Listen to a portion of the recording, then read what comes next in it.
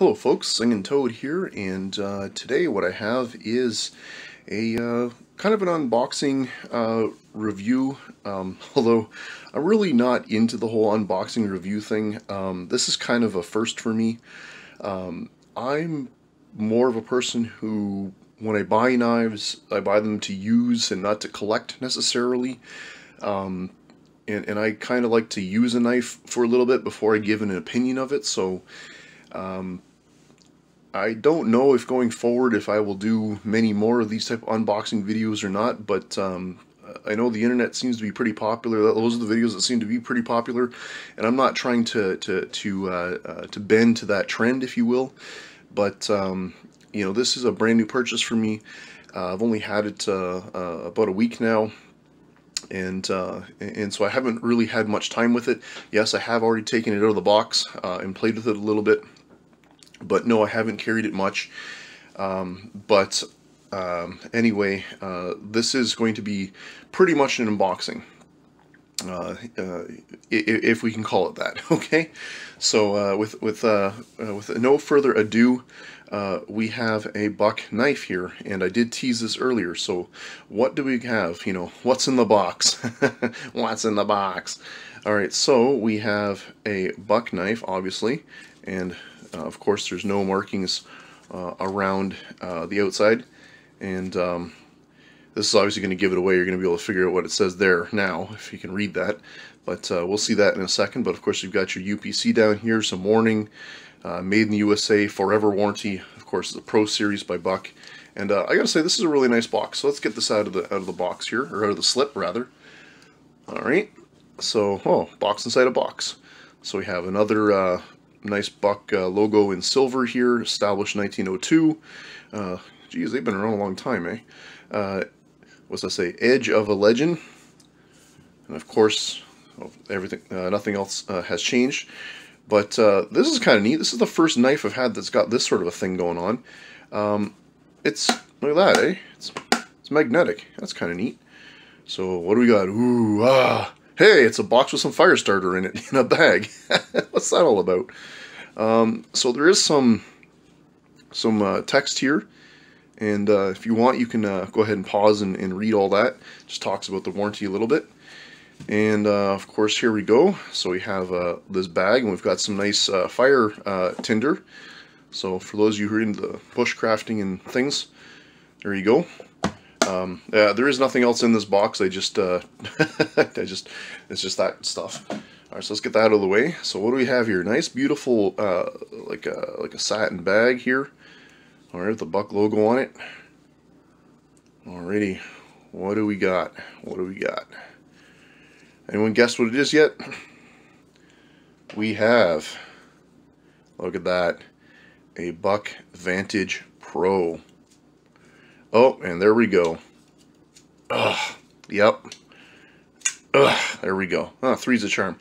I'll be getting to what just happened there in the likes and dislikes portion of this video. Okay, unfortunately, this knife suffers the same fate as my original Vantage suffered from. And from, you know, I remember in the early days of the internet when Nut and Fancy did a review of this knife. Not this exact one, because I don't think the Pro Series was out then. But, you know, this knife here has the exact same problem. This is a new, brand new knife by Buck, and it has the exact same problem that the knives had 10 years ago. And I'm so disappointed, Buck, that you have not fixed that problem. All right, that's a failure on Buck for not fixing the crap action this knife has out of the box. Anyway, moving along. All right, get that out of the way straight away. But we have the Buck Vantage Pro, and so it's got, of course, this this blue. This camera does not want to focus. Come on, camera, let's focus. There we go. So you have the nice Buck logo in the blue. Of course, you got this like G10 handle material. I think there is like an FRN type material on the outside, but it's got a G10 insert, which is nice. Maybe it's all G10. I'm not sure, but it's a nice material. It feels like G10. I'm actually not sure what that material is, to tell you the truth. Of course, you got the deep carry pocket clip. You've got this nice drop point blade. Of course, you got the Buck logo, USA. And there we go.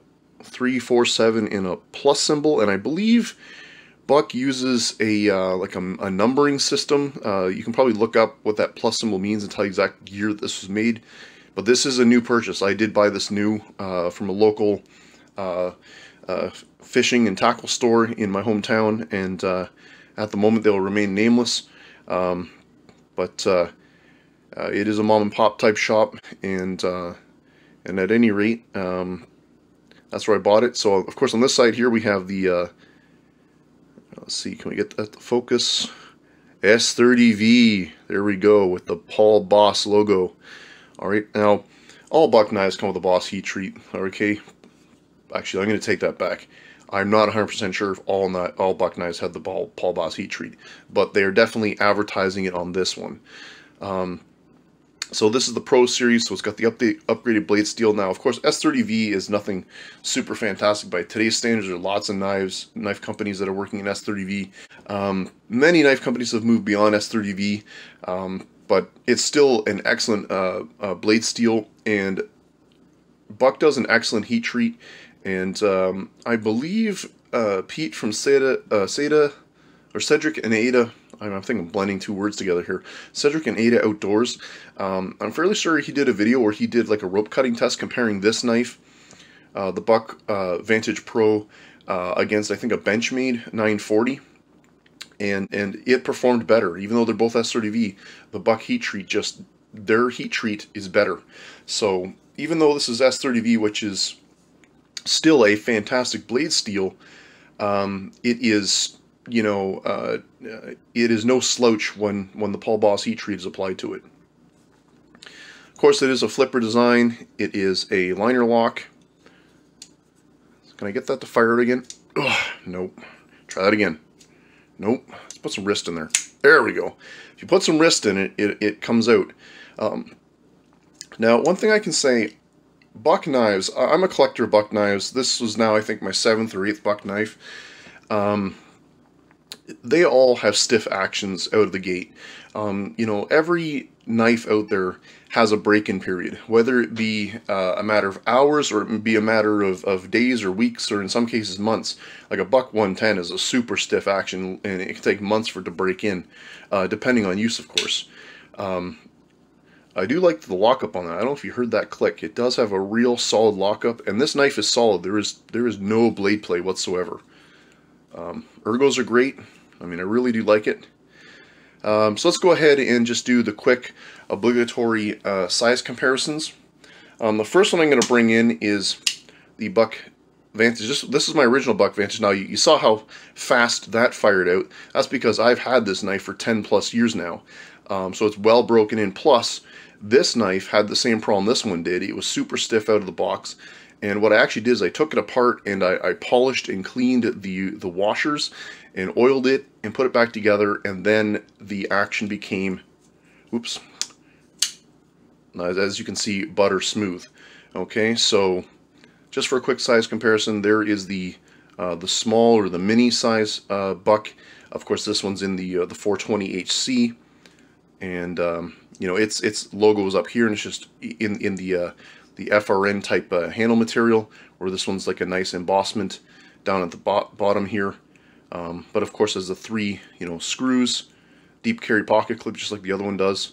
I mean, they're practically identical knives, just it's a little bit smaller. So there you go. So we'll go ahead and get that guy out of the road, and we'll bring in the Spyderco Delica just for a quick size comparison. And for those of you in the fixed blade camp, gotta throw one of those in here. We'll go ahead and throw the Mora Companion in there just for some quick size comparisons. Alright, let's go ahead and get those out of the road. At this point in time, I'm going to go ahead and drop the tape measure in, and that is just to remind myself to annotate the specs for this knife. I'm not going to bother measuring this thing out and all that jazz, because my eyes are getting to the point where it's hard for me to read the tape measure through this camera lens, and I look like a buffoon doing it. So as much as I appreciate you laughing at me, I'd rather not waste your time. So right about now is when I'll put the specs up here somewhere on the screen, and that's why that's there. Okay, so moving along, I'm going to get to the portion of this video where I talk about my 3 likes and my 3 dislikes. So today I'm actually going to start with the dislikes. I'm going to change it up a little bit. So my 3 dislikes, as I already mentioned, is the stiff action. Okay, these Buck knives, now I do want to quickly mention the blade centering. One of the things that the Buck Vantage was notorious for, and I will say, this one here, you can see the blade centering is off-center. Okay, I don't know how well. It's not rubbing right against the side, okay, but it's pretty darn close. All right, now that is the my first one that had. There was a lot of these Buck Vantages where the blade centering was off or was actually rubbing against the side of the frame. There are videos on YouTube you can watch that show how you can fix that by taking this apart and playing with the handle scales, and also by tightening the pivot screw. So there are tricks you can do to fix that up. But Buck, just fix that problem. Stop being lazy. Fix this problem. Stop selling these knives with the blade touching the frame. That's enough, okay? This is not a cheap knife. I shouldn't have to have that problem. Now I'm going to say this particular knife did not come out of the box like that, but I know many other people that have had these knives with the blade touching the frame. And I will say the store that I bought it from, the display model that they had, its blade was touching the side of the frame. And I said, I don't want that one. Can I see another one? And he brought me out, you know, this box here, and I opened it up quickly and I checked it, and you know, I made sure that the blade centering was better on this one. So Buck, knock it off. Okay, bad quality. All right, these shouldn't be leaving the factory with the blade touching the side. Not at this price point. Okay, absolutely not. That's unacceptable. The action, piss poor. This thing is gritty. It's stiff. It's supposed to be a flipper knife, and I mean, you got to be damn near Hercules to fire that thing out there. You really have to put even trying to get. There we go. If I get some wrist in there, you know, I really have to work it to get that to fire out. So I'm probably gonna have to do the same thing I did to this one right here, and I'll just leave that there for now. I'm probably gonna have to take this thing apart, polish the washers, oil it to get the action to loosen up. And again, Buck, come on, do a better job. All right. The next thing is the uneven blade grind. Hey, look at that, I got the fire out this time. So if we look at the blade grind, it's not even. It doesn't go all the way to the end, and it kind of dips in here, and you know, the camera's probably not going to show it, but it is steeper on one side than the other. This is a piss poor sharpening job. Whoever, I don't know, maybe this knife was made on a Monday morning or a Friday afternoon, guy's getting ready to go on his weekend and not thinking about paying attention, but the edge grind on this, not very well done. Okay, so that is another thing I'm not happy with. And the sharpness, that's the last thing, the sharpness level. Now this isn't terrible. This does sharpen or slice a held sheet of paper. Actually, give me 1 second here. Alright, we're just going to do a quick cut test. So you can see, I mean, it's not dull. Alright, it's not dull. However, it does not shave hair. Alright, maybe just a touch. Okay, but it's not hair shaving sharp, and to me a knife should come out of the box hair shaving sharp, and I've had other Buck knives that did come out of the box shaving sharp, so I'm a little disappointed with the performance of that edge. Okay, now the 3 things that I like about this knife, okay, because I want to finish this video on a positive note. So I'm very happy about the S30V blade steel. Buck does not have too many knives in that blade steel. Most of Buck's knives are the 420. Which 420 is not a bad blade steel, but S30V much better. The handle scales, being in G10, they're upgraded from the typical plastic ones, and they're just better contoured, and they just feel nicer in the hand. And lastly, I love this deep carry pocket clip, and of course it's reversible. So you can just take out these 2 screws, flip it to the other side, and you have left-hand carry. So, you know, overall, I'm happy with this knife, and I know I can take it apart and I can fix the things that are wrong with it and make it an absolute gorgeous piece. But out of the box, I'm a little bit disappointed with it, but I would still say that, you know, overall it's worth the money, and I would recommend it. So anyway, folks, this was the Buck Vantage Pro in S30V review, and I'm Singing Toad. Thanks very much for watching. Singing Toad signing out.